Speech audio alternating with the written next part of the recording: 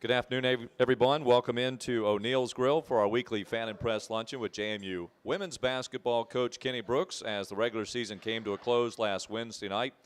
The Dukes defeating the College of Charleston in a record-setting fashion, 107-58, tying a school record for points in a contest. And Coach Brooks now joins us before we talk about the upcoming CA tournament. Let's chat a bit, if you would, about the win over the College of Charleston and just the evening as it was. You know, a year ago when you had Kenny and you're Kenny, aren't you? Kirby and Nikki working the ball game there. That was a special night, but this one had its own kind of special significance. It did. You never imagine that you can top what we had last year. You know, obviously it was record-setting performance from a crowd standpoint. You know, I think we had over 6,000 people, broke a record, played extremely well. You know, storybook ending, able to bring Nikki and Kirby out just in celebratory fashion, and it was a wonderful evening. So this one, you know, from a crowd standpoint, we couldn't rival last year. Obviously, it was on a weekday, but the performance nonetheless was fantastic. I thought our kids came out with a focus. You know, senior night, you never really understand or know what to expect because of all the emotion that's going through.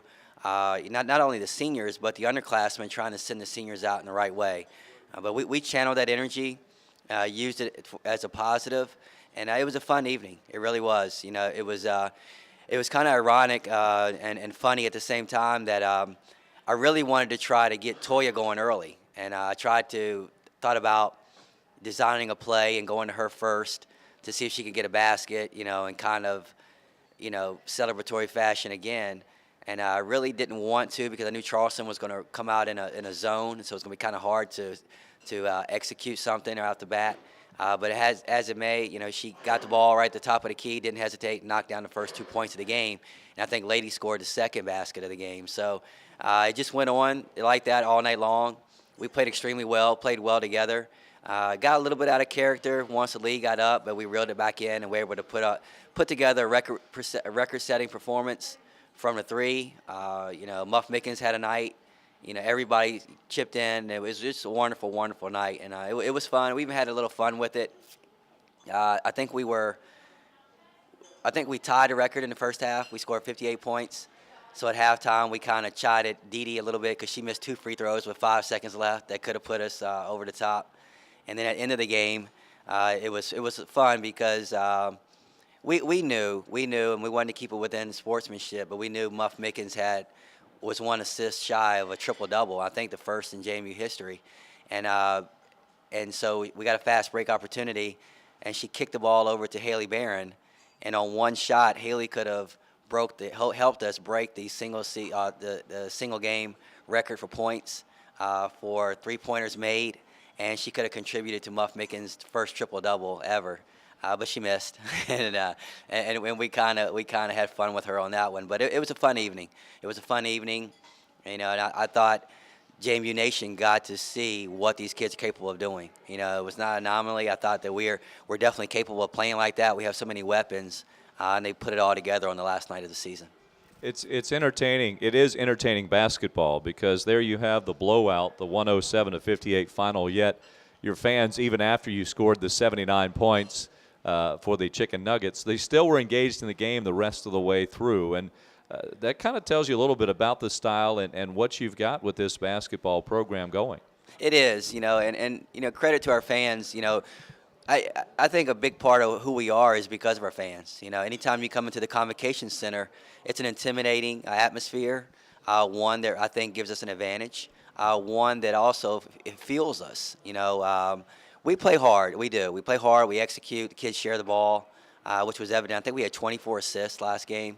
But we also we want to, in the right way, entertain. And the kids, you know, entertain the fans, but also entertain, you know, themselves because they want to have fun playing the game.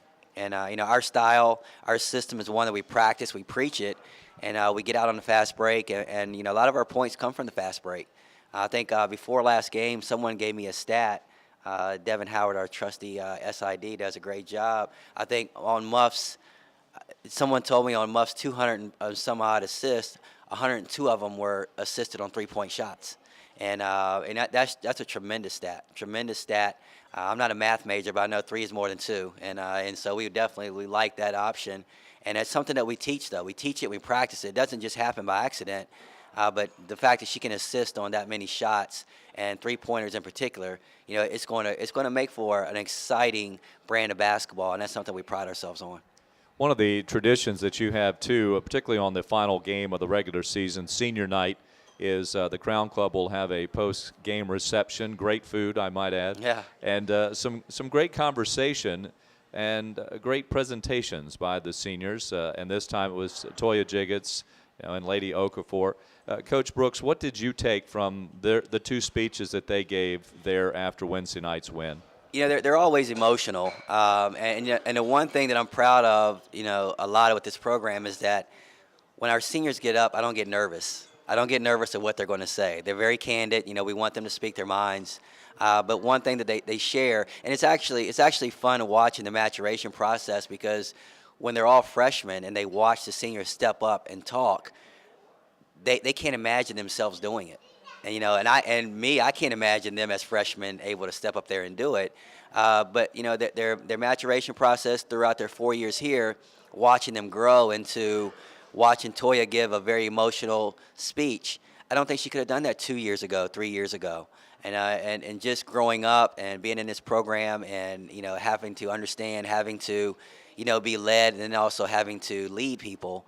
I think it allows them to do that, and you were there, and and every year it's powerful because they go through and they really reflect on their 4 years here and what each coach has meant to them, which each administrator, support staff, media, anyone who has really come in contact. And when they do that, when they're giving their speeches, I always sit behind them, and it's an opportunity for me to reflect on how much they've grown, but how much impact that so many people have on our program. And it's not just the coaches, it's not just the people who are in the office, it's people who portray us, whether it's the SID, whether it's the marketing people, whether it's just fans in general, whether it's media people. So many people get our story out, and so many people help, and helping these young ladies go from shy kids to grown women by the time they walk out of here. So it's a fun night for me. It's a tearjerker. It's exhausting. It's draining for me. I usually sleep well that night because all the tears and whatnot. But it's a great moment that they all look forward to. They don't look forward to it because they know it's gone, but they look forward to being able to reflect and thank everybody for all their contributions to them as they grow up. Personally, I think it's pretty interesting to see, because they don't always express it, but just the surprise of who has influenced them, behind the scenes. That's sometimes you're going to know they're going to talk about certain people, but every once in a while they come up with a surprise there. It's like, wow, and I think that person doesn't realize what impact they've had, during their 4-year career. No question, and and for me, obviously, if someone could tape that or be in that room when they talk about it, they would understand. They would understand me when when I had my milestone, and why I say it's not just me. It's so many people that have contributed to allow me to be in this position. And sometimes people can look at it and they think it's rhetoric. They think that you're just saying it. But when you can actually get in and feel it and listen to someone else talk about our program, and the many people who have touched it and how they touch it on a daily basis, they would understand that I'm speaking from the heart. It's not just me. I happen to be the one in the forefront. And yes, I allow people to handle our kids and be be connected with them in certain ways. But you can't do this by yourself. You can't. You have to trust. You have to put good people around you. And we have great people around us. Great people around us that touch this program in so many different ways. And I allow my coaches to coach, my strength people to train, SIDs to do their job, media people to do their job. And that's what's going to help a program continue to soar. And I'm very proud of it. Let's go back on the court. We've been off the court with your program here for a few moments. Back onto the court. Coming up, the Dukes will have a game, the quarterfinals in the CAA tournament, starting on Friday for the Dukes, and that'll be noon. Your opponent is to be determined based upon an opening round contest. Reigning champions from a year ago. You're not defending anything. You're going in for another one. So mindset, what's the message that you're giving to this group as you go for the 2015 tournament title? Well, as far as I know, we're leaving the 2014 championship trophy here. So we're not defending it. We're going chasing another one, the 2015 trophy, and that's the mindset. We talked about it a little bit yesterday, and I like where we are. I like where we are. We're playing well right now. Kids are sharing the basketball. They're understanding their assignments, and we've got a motivation. We've got a motivational factor. The loss to Hofstra, we've been awoken ever since, and we're looking forward to the challenges that are going to present themselves this weekend, and they're going to be many. We understand that. There's a lot of teams out there that feel like they can contend. They have a good weekend. You sit back and you watch all the tournament play going on right now, and there's upsets galore, and we can't look at any of that. We have to just go out and prepare and make sure that we're ready for whoever, whenever, and that's what this week is all about. It's great timing for us because we're on spring break. Kids can kind of come in and get extra shots in. We can go over, schemes a little bit more because they don't really have to worry about the day-to-day schedule of classes and whatnot. And they can get healthy. They can feel good about their shots, and we can head into the weekend excited. But we just want to play, and not knowing who your first-round opponent is going to be, it allows you to focus on yourself and make sure that you're ready for anything that's thrown at you. One of the advantages that we do have that if we don't have to prepare as much for Charleston because we played them a couple of days ago. So we're very familiar with what they do and what they're going to try to do. We have to brush up our stuff on Towson, but you can't look past that. You have to go out and take them one game at a time, and especially this weekend. We were talking about it as a staff. Our first round, our possible second round opponent, if we're able to advance, would either be UNC Wilmington or Elon. And Elon's a 4th seed, Wilmington is a 5th seed, but Wilmington swept Elon. So you just don't know. Then you look at the other side, Drexel. They're probably not excited that their quarterfinal opponent could be Delaware, who they have so many problems with. And then Hofstra, their first round opponent is William & Mary, who they have problems with. So you don't know. You don't know, and my assistants will bring all the tapes from all the games because everyone's a possible opponent. As you mentioned, the College Charleston, the team, you finished up the regular season. So I want to focus a little bit on Towson, then we'll turn it over to other members of the media here today. But Towson, you did beat twice, but you beat them differently. The first time, Towson came at you with a scheme that slowed you down, and you figured it out enough to win. And then the second time, you knew probably what they were going to do. So what's the difference between Towson now and Towson then, though? Well, watching Towson now is nothing like the Towson that we're going to get. For whatever reason, they seem to play extremely well against us. They've proven that they have a couple kids who can score. LaTory Hines-Allen, who I think is probably the second best player in the league, she went off for 31 on us, and here we did a really good job focusing on her at their place. But then, Dominique Johnson goes off for 28 against us. So they have 2 prolific scorers, and then they have a couple other kids who they sprinkle in that can shoot the 3 that keeps you honest. They play a matchup zone, which presents challenges in itself.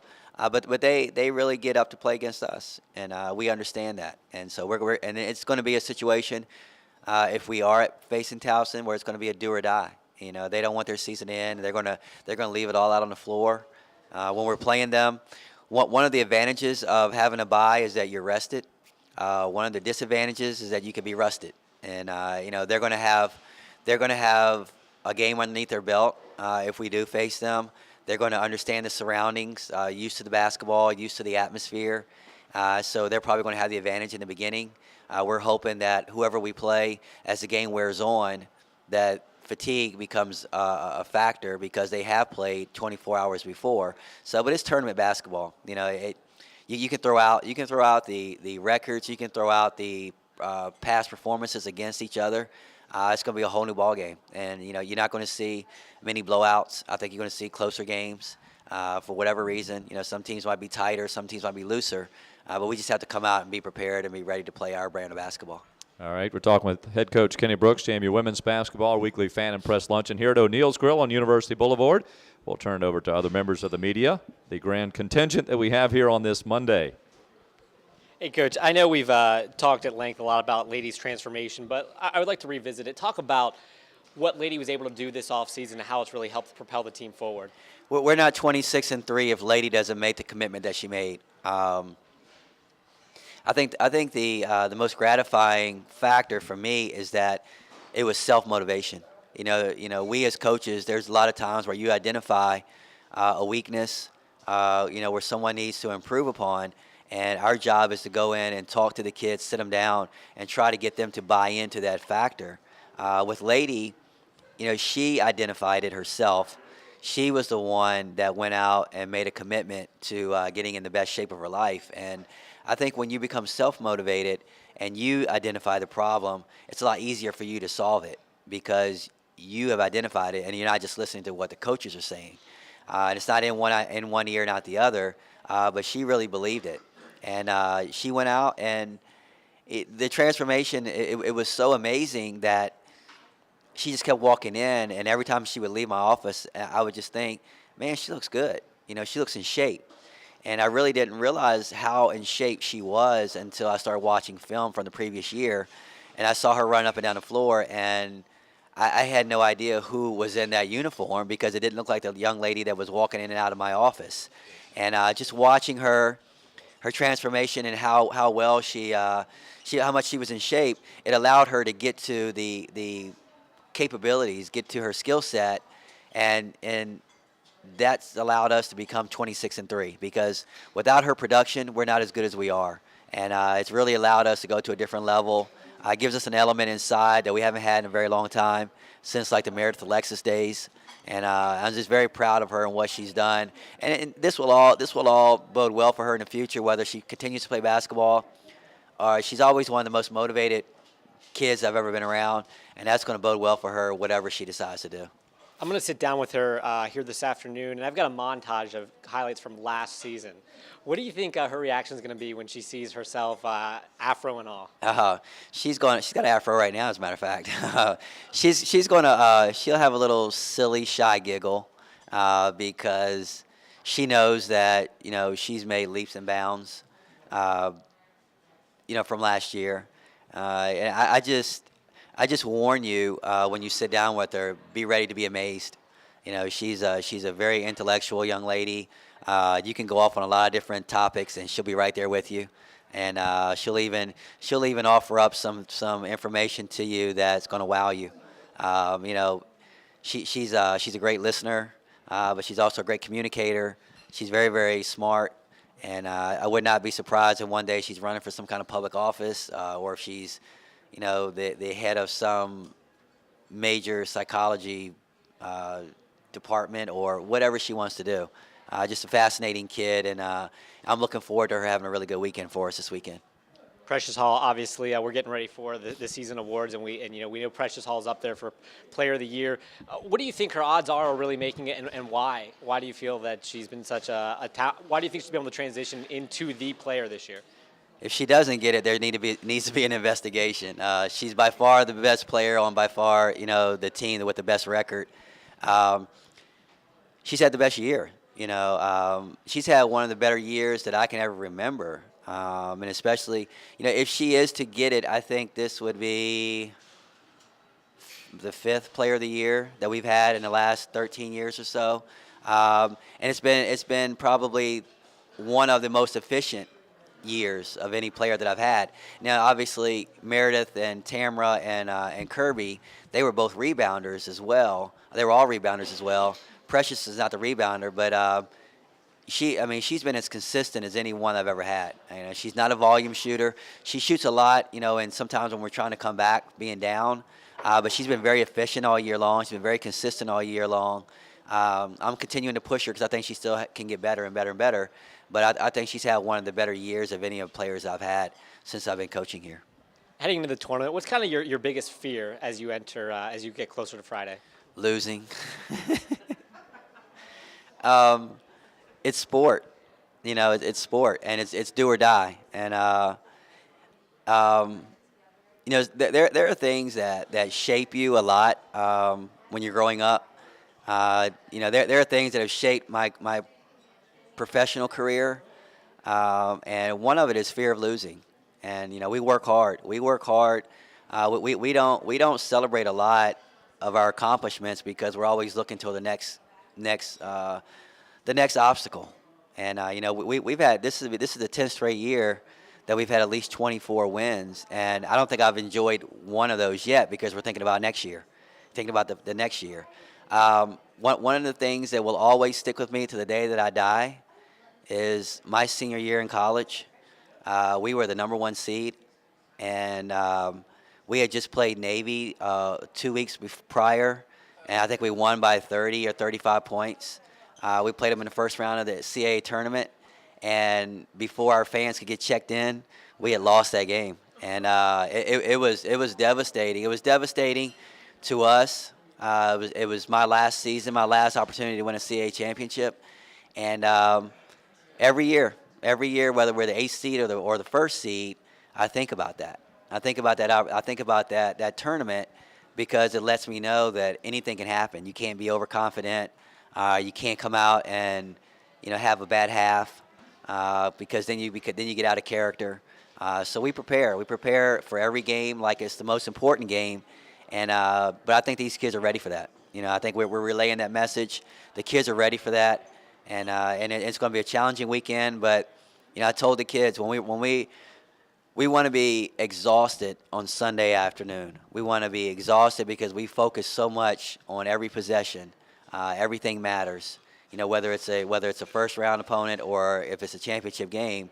And if you've done everything you're supposed to do, then Sunday afternoon, when we're riding home, we'll be exhausted because mentally and physically we've given everything that we had, and we've taken nothing for granted. Coach, a question regarding that, too. How do you balance? I mean, you are the #1 seed. You would anticipate and expect, even though it is sport, that you would be playing on Sunday. So how does it differ when you go into a 3 days, 3 games, the way that you might even manage your personnel throughout the course of this weekend? You know what, Kurt? Maybe I'm not smart enough to manage it, or maybe we won't take it for granted. And every game is the most important game. And never will we go out and we'll say, okay, today I'm going to anticipate being able to rest Toya a little bit because we'll be able to get by this game. She's a good example. Yeah, she's a great example. I just believe enough in Toya that even if I have to play her 30 minutes on Friday and 30 minutes on Saturday, that her heart is so big that she'll be able to give me 30 good minutes on Sunday. And we'll rest her in April. And but I just don't believe in trying to manage or rest a situation unless the game is totally in hand, and then we can do some things. But we don't anticipate it. We don't go out and prepare as if we're going to rest some kids or manage a situation. We may do it if we feel like we have it in hand. If there's like 30 seconds to go, and then we might manage it then. But it's just every game, every possession is too important, and we want to make sure that we're focused on every possession in order for us to attain our goal. All right, Coach Kenny Brooks. Yeah, you have Coach Kenny Brooks as the Dukes will be facing either #8 Towson or #9 the College of Charleston on Friday in the CA quarterfinals. By the way, the CA will announce its award winners on Wednesday, March the 11th, 12:30 via a live video feed on CAA.TV. You can access that through CASports.com as well as live on CSN Mid-Atlantic. That's Comcast Sportsnet Mid-Atlantic. So, Mr. Hale, you can watch that live on Wednesday. I'll know you'll be tuned in there. And they probably will play it a delay later on. They did with the men's a couple of times as well. Also, you can watch, of course, the tournament through CA.TV as well as on the American Sports Network. Quarterfinal games will be on Friday, and then Comcast Sportsnet as well throughout the weekend. Thank you for joining us, Coach Brooks. Good luck this weekend. Bring us home another title.